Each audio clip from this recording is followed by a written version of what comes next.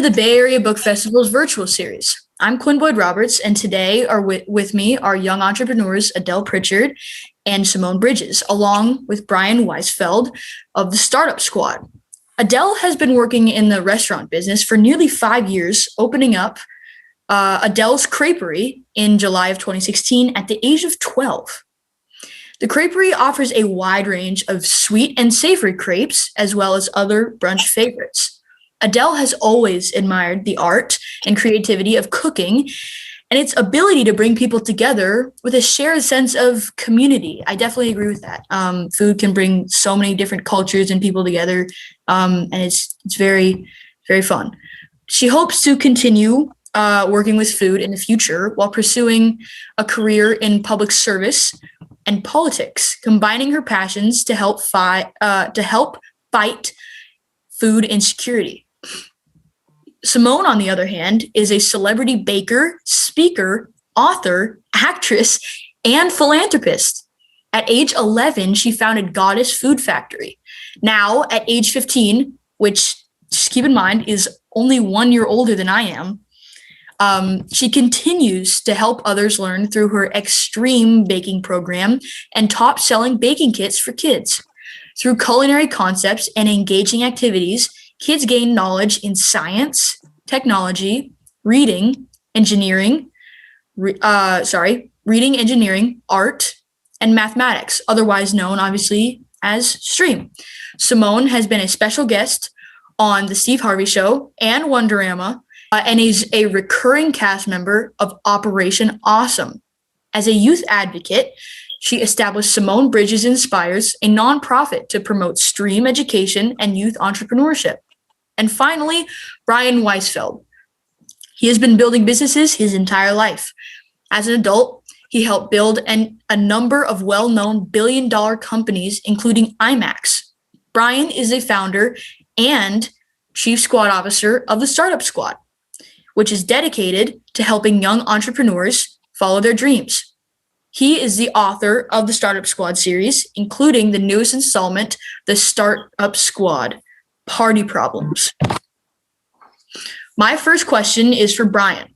What inspired you to write about and help young entrepreneurs? It's all started with my daughter. So as you said, I've spent my career helping other entrepreneurs scale and build their businesses. But when my older daughter was 8, I watched her try to sell Girl Scout cookies and run a charity bake sale with a lot of enthusiasm, but no idea how to actually get someone interested in the product. Didn't even know to look people in the eye when she talked to them and to get people, say good morning, to get people's attention. And that combined with just my desire for there to be more empowering influences for girls inspired me to start to create the Startup Squad. That's really, I appreciate that answer. That's very interesting. And then I'd like to ask both Simone and Adelle, what inspired you to, want to be an entrepreneur in your early life? What made you want to say, I want to do something that isn't the norm? I think for me, it was identifying something that I wanted to be part of my community. So we loved traveling when I was younger, and I loved crepes, and I wanted to bring part of that to my hometown. And so I was asking people who's going to do that or who could do that? And then after talking with my parents, who were both entrepreneurs themselves, they kind of made me realize that I had the ability to do that. I didn't have to wait on others to do something that I wanted to see change, that I could make that change. I think, kind of understanding that I don't have to wait on other people. I decided to become an entrepreneur and own my own business, Goddess Food Factory, because I knew that I loved baking. And plus, my mom is an entrepreneur. She owns her own business called Lavish Moments. And she took what she loved doing, which is decorating and, designing different things. And she partnered it up with entrepreneurship. And so I was like, if she can do it, then I can do the same thing. So I took what I love, which is baking, and partnered up with entrepreneurship and made my own business, Goddess Food Factory. And that way I was able to satisfy a lot of my customers, see my customers smile, and just get reoccurring people to come back and share some love. And then this allowed me to be able to make enough funds so that I could be able to sow back enough seeds into my community as well and be able to give back to my community, because there are a lot of people here that don't really have as much of an opportunity as me. And then I was also able to start my own nonprofit organization called Simone Bridges Inspires Inc. So then I was really able to give back to my community. And then it was like all wrapping together, and I enjoy it a lot. And so that's why I wanted to become an entrepreneur. Thank you for those answers. I really appreciate it. So for my next question, we'll go Adelle first and then Simone after. How did each of you get connected with Brian's startup squad? Good question. It was quite a while ago, so I'm having a little trouble remembering exactly. But I think he reached out and talked about the different opportunities that he works with, and how that would kind of be incorporated into what I do. But yeah, it was great kind of learning more about what he does and looking at the other stories of the girls through the startup squad. Yeah. Thank you. And then we can go to Simone next. Well, I've always, watched Brian with the Startup Squad. I've always watched him lots, looked at a lot of his books and stuff. But I was really excited when he hit me up, because I was like, wait, what? And so I was really, really happy to be able to, partner up with him and, work with him. And I was like, you know what, this is actually really, really cool. And his books are very empowering and inspirational to a lot of other kids. And so I was like, you know what, this is perfect. This is right up my alley, because my audience are kids as well. So I was like, this is perfect. Yeah, Quinn, let me, if I can add to that. So at the Startup Squad, we are always on the lookout for amazing girlpreneurs across the country. And on our website, we actually have videos of 85 different girls between the ages of 6 and 16 who all run their own businesses. And Adelle and Simone were two of the first ones that we reached out to. And it's just, we want to share their story. We want them to inspire other girls to be able to start their own businesses, and also to help people become aware of their amazing stories and their amazing businesses. Wow. That's I really commend you for doing that, Brian. It's really awesome. I mean, 6 to 16, there can't be that many people. I mean, that's a pretty young age to start your own business. So we've got 85 as of right now, 85 girls on our website. We're adding more every day. We've had girls who started their businesses as young as 4. Every story is remarkable. For sure. Remarkable is a good word for it. So my next question is for Simone specifically. What inspired you to start the Extreme? And it has so many elements. Did one or all of them draw you in? I decided to start STREAM. Well, STREAM stands for Science, Technology, Reading, Engineering, Arts, and Mathematics. And in the beginning, it was STEM, which is Science, Technology, Engineering, and Mathematics. But I always said, what's a program or what's anything without reading in the arts? Because in order to solve mathematics, we have to be able to read the equation or read the situation. In order to get around the world, we have to be able to read the signs and read the instructions and things like that. And so it's like reading was very, very important. Like that's how we get around the world. And then art is also very, very important. And art is a form of communication in itself.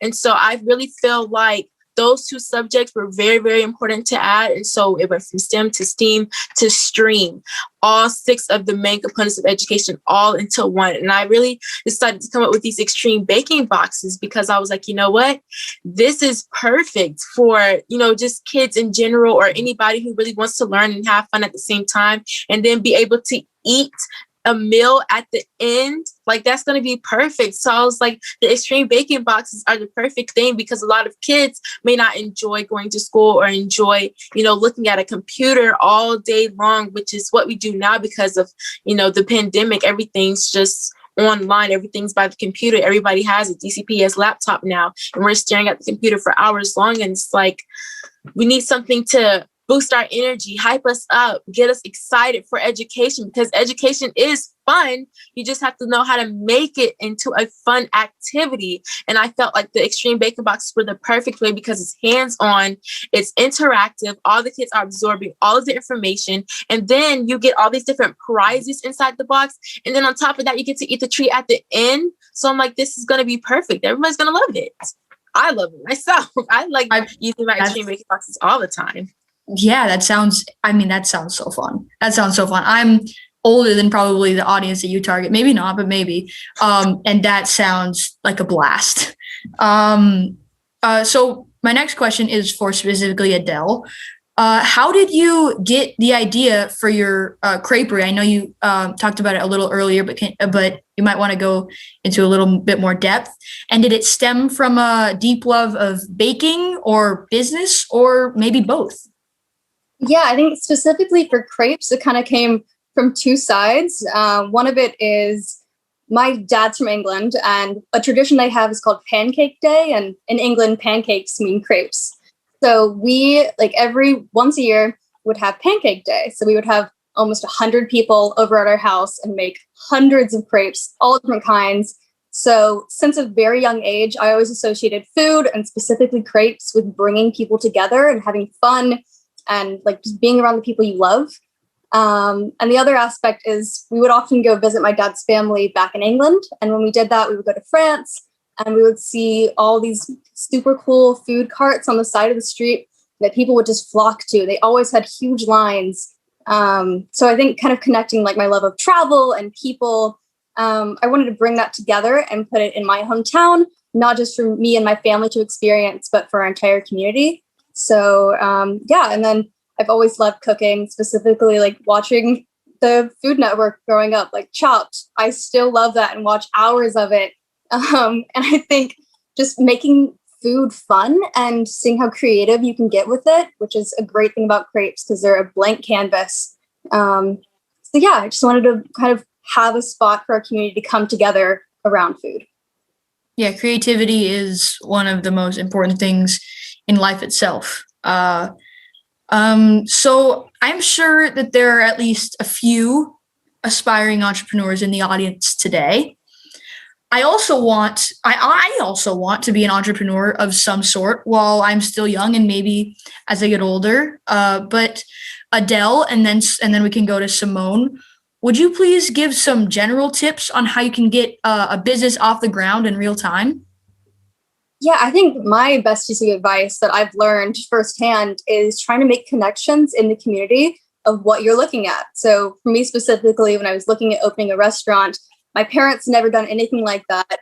So it really took a lot of reaching out to other chefs or business owners in the community who knew what they were doing. Because a lot of people you'll find are ready and willing to help, especially for younger people. And so, yeah, finding the resources that can help you. And a lot of it's going to be trial and error. And I think the best advice is to, not only reach out to people who know what they're doing, but reach out to the people who you hope to be either your customers or the people like you want to be your audience. So understanding what they want can be really helpful instead of just thinking like by yourself what you think is best. That makes a lot of sense. Simone, what are some tips that you have? So I always go by this acronym called STEPS that I created myself. And so it basically tells you how to become an entrepreneur, but a successful entrepreneur at that. And so first for STEPS, the first letter is S, and I actually named that STEPS, which is what steps you're going to take in order to reach that entrepreneurship goal. And so, or just whatever you feel like you want to be in life. And so you have to figure out the difference between what you love and what you like. Figure out what are the hobbies that you love and what are the hobbies that you like, because you may love baking, but you may just like singing. Like there's a difference. And then the second step, you may want to start up your social media accounts. You may want to start up your website next, whatever it is, figure out what you want to do next. And then the third step is to make sure that you have a calendar to make sure that you outline every single thing that you want to do throughout that day, whether it's you getting your hair done, you just taking a second to dial down, get a deep breath, you're going out to eat, you're getting on a FaceTime call, you're getting on a podcast or a live. You want to put that all inside your calendar so that you won't ever have to be overwhelmed with yourself and like how much you have to do throughout that day, and you won't forget anything. And then the second step is T, which is take what you learn and apply it. So once you figure out what you want to do as far as your career, then you want to take whatever you learn that's surrounded around that career and you want to apply it. So let's say you want to be a baker and you learn a different recipe. You want to take that recipe, tweak it up a little bit, try the recipe out, and then apply it to your own recipes.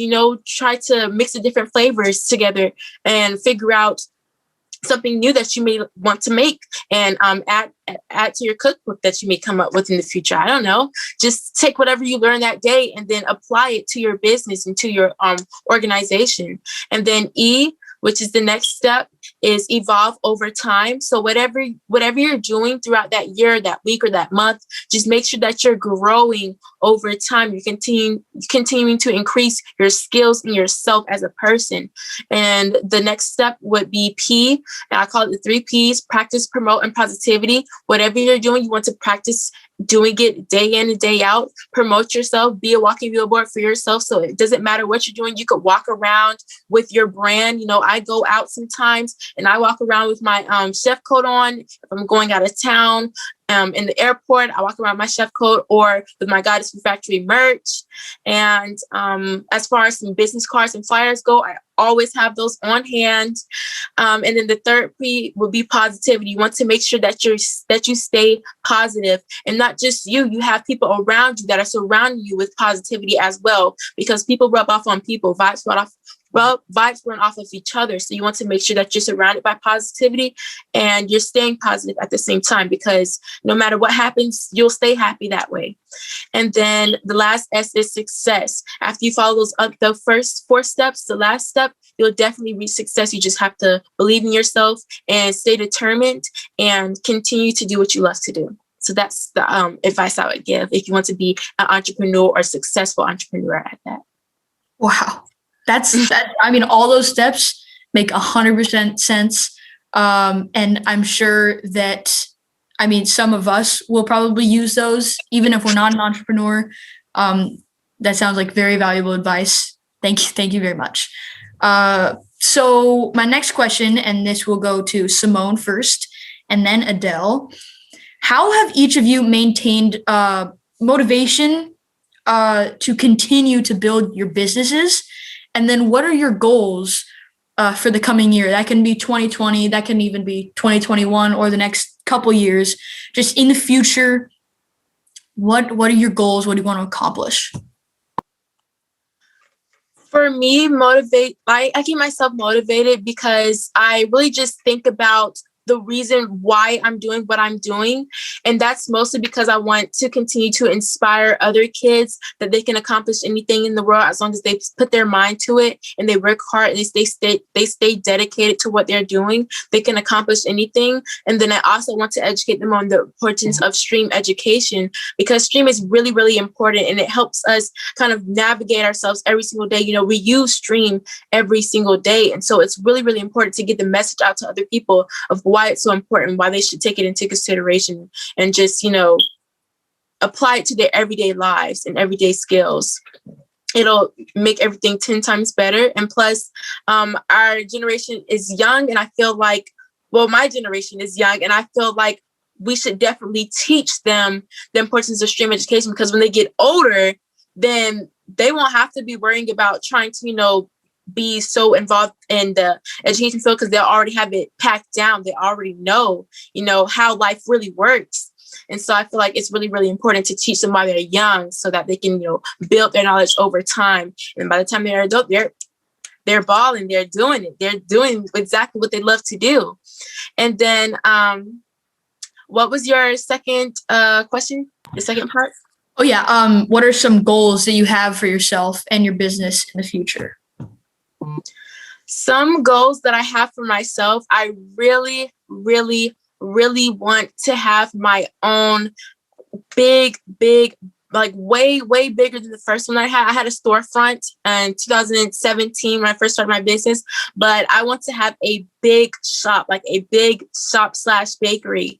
And I want to be able to have people come in and tour the back, see how we make everything. The whole entire process is done by making all the different sweets. And hopefully by the time my sister gets out the military, she gets settled and everything, then I'll hopefully have like a space with her because she cooks and I bake. And so that's like a perfect sister duo. And so hopefully that would be able to happen. Like that would be amazing if we can let that happen. But that's like my main ultimate goal, is to have like a big storefront bakery. But then my other goal is to expand my product line, because I want to have a lot more products. I want to come up with my cookbook this year, my very first cookbook.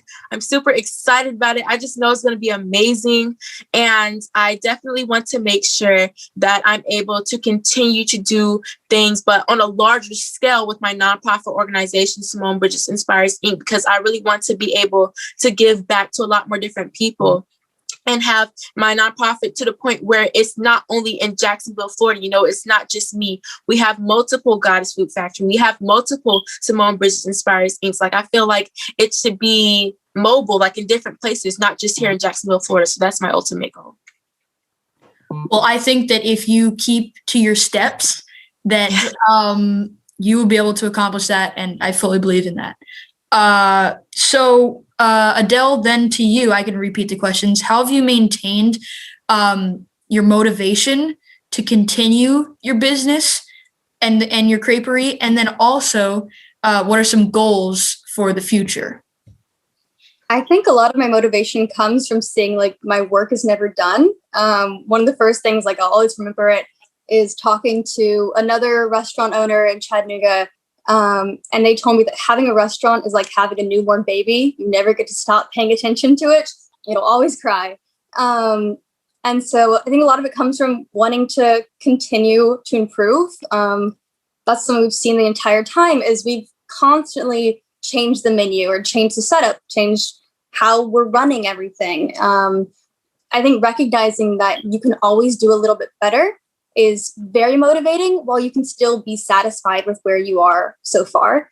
And then I think working with new people and coming up with the new ideas is one of my biggest motivations, is trying to reach new goals, reach new audiences, and finding new ways to bring in the community, which kind of goes into your second part of the question of what I want to do in the future, is looking at how we can help the community, because we're in a pretty central location in Chattanooga, especially that has like very different parts of town, very different people. And right now I'm looking at ways to combine my love for food, my love for civic engagement, to try to address the like lack of food access in Chattanooga. There's a lot of food deserts and a lot of food insecurity. And after talking with some people at local food banks and food pantries, they've said that something they've run into is when you get the food to people, they don't always know what to do with it or how to use the food that they're given to create healthy, nutritious meals, which can lead to either obesity or malnutrition. So we're looking at ways to maybe bring in people and give cooking classes, free cooking classes to people, as well as making recipes specifically catered towards the food that people often get at food banks. So we're looking at doing that, and also bringing in some local vendors who have different items they make or create, anything like that, bring that into our space and having them sell. So helping different small businesses of all kinds, because I've tried to recognize how fortunate I've been to be able to do this, and bringing in new people and giving them the same opportunities that I've had is something I'm really passionate about. Yeah, that's awesome. I mean, the most satisfying thing is when you're not only doing something that you love, but also when you're doing something you love that helps people. That's the best. And then my last question is for Brian. If we can get a little sneak peek, maybe, what's up next for the Startup Squad? Well, first of all, we're two things. One is we're really excited about this next book, Party Problems, which is coming out on May 4th. It's the third book in the series, the continued adventures of the four girls from the Startup Squad. In this book, Dee Dee is our star, and she gets a job creating calligraphy, creating the invitations for a wedding. then the wedding planner gets sick and she gets put in charge of having to plan the whole wedding. And obviously hilarity ensues. And what's great about these books is that they're very light on the business stuff. It's just, they're fun stories and they're engaging and joyful stories to read. But then in the back of the book, we do two things. One is we have real tips that we draw from the narrative that kids can use to start their own businesses. And what's interesting is we heard those tips today. Adele was talking about the importance of market research. That's one of the concepts that we talk about in the back of Party Problems. And Simone was talking about starting a business based upon something you're interested in, something you're passionate about. And that's also one of the other things that we talk about in the back of the book. And then the other thing that we do in each book is we also have a profile of an inspiring girlpreneur. We want kids to realize that they don't, just because they're a kid, it doesn't have to be a small business. We're seeing that exactly today with Adele and Simone. And so in the book, we actually do have a profile of Simone. And so we're really happy to be able to share our story.